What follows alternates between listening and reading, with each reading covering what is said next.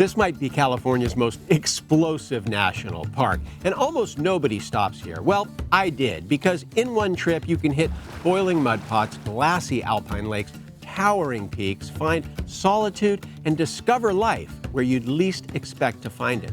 But here's the thing, if you don't time it right, you're either buried in snow or maybe dealing with crowds. Now, I figured out a way to do Lassen right, and in this video, I'm going to show you how.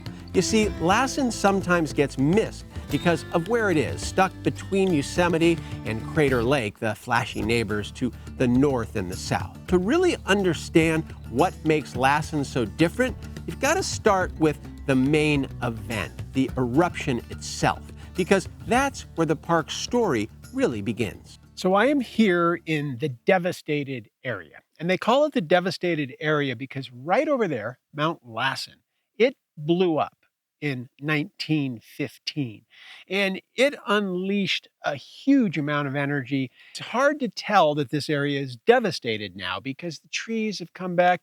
It looks recovered mostly.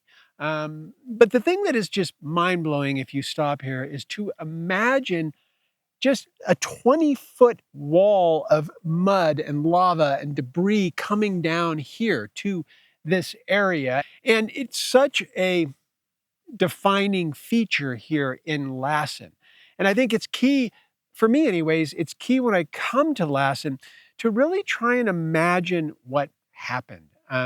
Hats off to this guy, B.F. Loomis, who took some photos, and it's kind of unbelievable what he was able to capture. The cloud that came out of Lassen, it was visible for 150 miles all around. This caught the nation's imagination, and it really kind of put Lassen on the fast track to becoming a national park.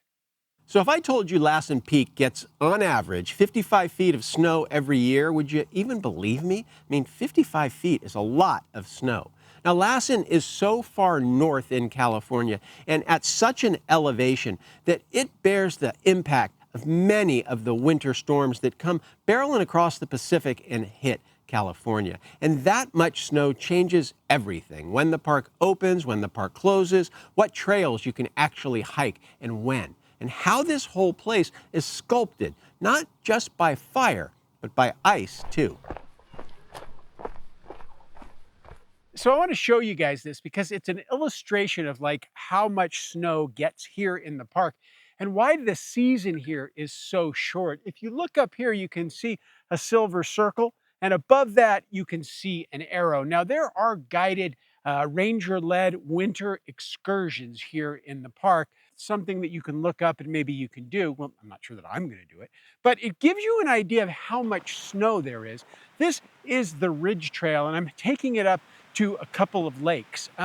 In a couple of months, I probably wouldn't be here because the snow might be that high or maybe even that high. So this is Twin Lakes in Lassen National Park, and I hiked up here. It's about a mile hike, 1,000 feet. So it's steep, but short. I was huffing pretty good on the way up here.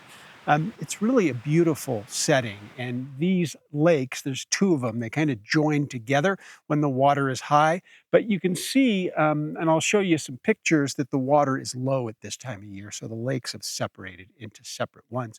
One really good thing about coming at this time of year, it is late September.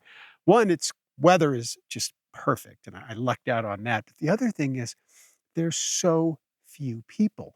I would imagine during the busy time of year, there would be a lot of folks up here because it's really quite stunning. But at this time of year, it's just me and the lakes. Coming down to the parking lot, definitely my knee is talking to me. You bet your sweet you-know-what I'm going to take some ibuprofen. Quick tip, Highway 89 is the backbone of Lassen. Everything you'll want to see, well, almost everything, the lakes, the hikes I did, boiling mud pots, it's all right off of this road. And once the snow finally clears, 89 is your ticket through most of the park. And here's the thing, Lassen isn't just about giant hikes or crazy eruptions. Some of the coolest stuff is literally right under your nose, living on the rocks, steaming out of the ground. All of it is coming from one ancient forgotten monster, the Mount Tehama supervolcano.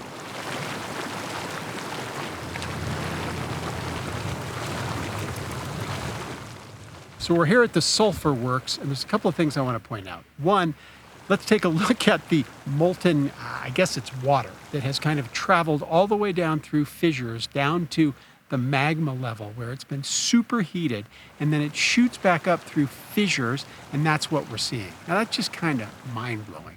But the thing that I'm really having trouble wrapping my head around is this whole area that I'm driving about over the next couple of days, Lassen, it was once one huge volcano. Mount Tehama is what it's called. I'm going to show you the infographic here and just spend a minute kind of looking around and seeing some of the locations.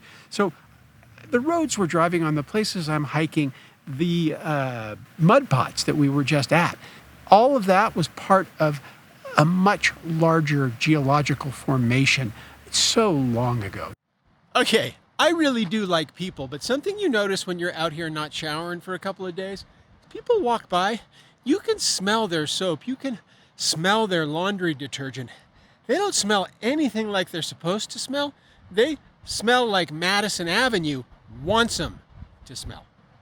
There is no doubt that I'm a nerd, but I want to share something with you guys that is so cool. Usually when I'm in a park, I'm looking at the trees, I'm looking at the mountains, I'm looking at big stuff, but there's so many small things that sometimes I miss. And I walked right by these two rocks and I noticed just this kaleidoscope of beautiful colors.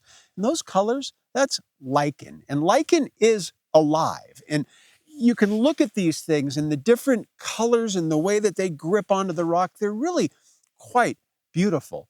And so I have to remind myself from time to time to kind of, enjoy the big stuff, but don't ignore the small stuff because the small stuff is all around us. I think we've established by now that I'm a little bit weird because I am standing in one of my favorite places in this park. It is Chaos Jumbles. And as far as you can see, on both sides of the road are these boulders of various sizes. And I was just trying to figure out, like, what happened here? Then I read the sign and it told me about 350 years ago, there was a massive, and I mean massive landslide. Chaos Crags is over there. And a side of the mountain just let loose. And these rocks, these boulders, all of this stuff that you see came hurtling down at over 100 miles an hour. It must have wiped everything out. And we can see now that these trees, they're popping up here and there. I don't know how long it's going to take for the landscape to kind of look like other parts of the park, but I'm sure I'll be dead and gone. Okay, I don't know if I can do this video with just one nerd alert. I was hiking and I noticed this, and I think what we're looking at here is the result of freeze-thaw cycles over, I don't even know how long. At one point, my guess is this was a hairline fracture.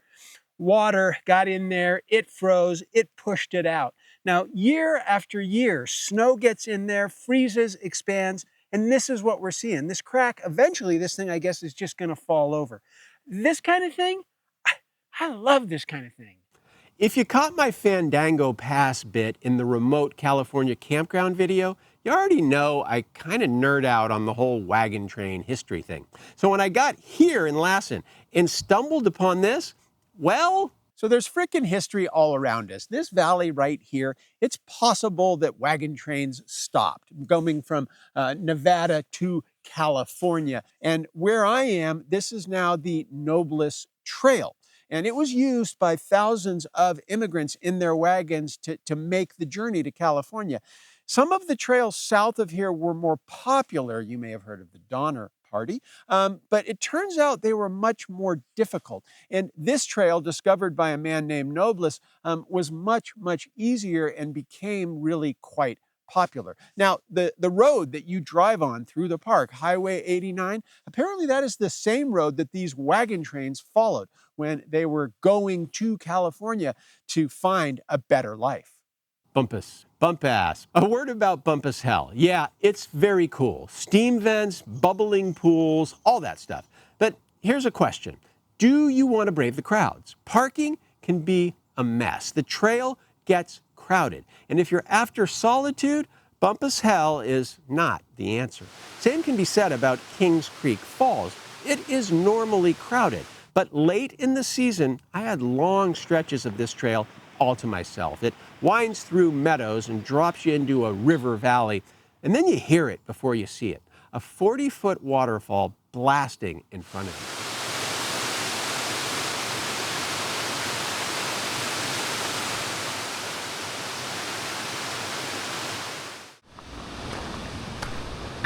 But honestly, the better part is the climb back out. Steep stone steps cut right into the rock, and this cascade of water that is crashing right beside you the whole way up. Oh, okay, that's the top. My heart rate, it's 152, and I'm in pretty good shape. So if you do that, slow and steady. So the elephant in the room at Lassen is fire.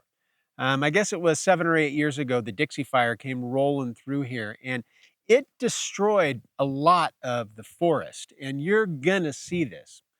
And a lot of people say, well, that sucks. I mean, that's, it's ugly and it's bad, and there's lots of things to say about burned forest. But I look at it a little bit differently. Forest fires are part of the forest ecosystem. And while we have kind of tamped them down for a while, we're now letting them burn a little bit more naturally.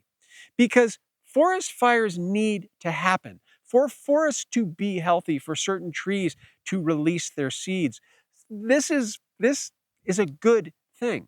And so it'll surely be like this through my lifetime and maybe my kids' lifetime, but someday this is going to be a beautiful, rich, verdant forest once again. So yes, we are in volcano territory, but surprisingly, there are a lot of trees. This is a very alpine environment. Check this out.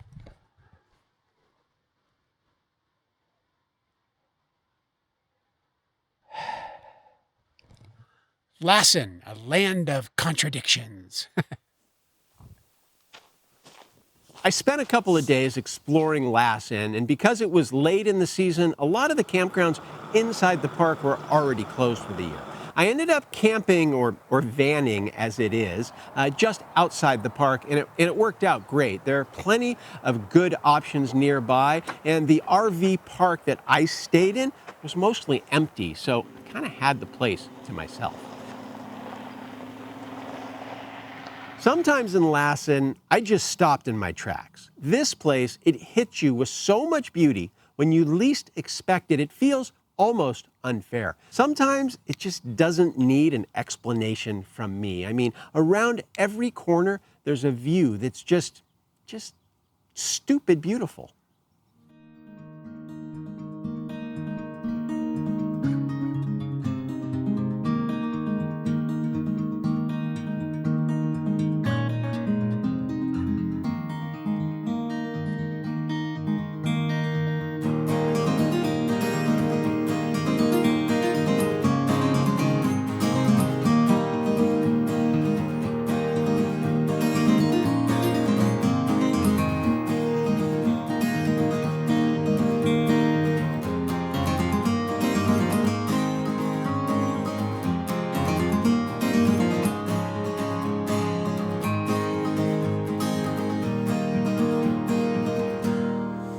So that's a bit about Lassen. Fire, ice, and way more water than I expected. Now, if you're planning a trip, here's the move. Come early or come late. Early, you'll beat the crowds, but many trails can stay buried in snow until the summertime. So if you're not hiking, early's the play. Now, if you want to hike, come later in the season like I did. It's quiet. The trails are open, but the weather can turn on you fast, so make sure you're prepared.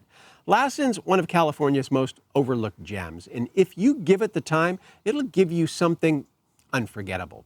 And here's another tip. Before you head north to Crater Lake or west to Redwood National, detour east into Modoc County. There's a place called Surprise Valley that might be the quietest place in California. It's the kind of place you can stop, regroup, and breathe before the next big push north.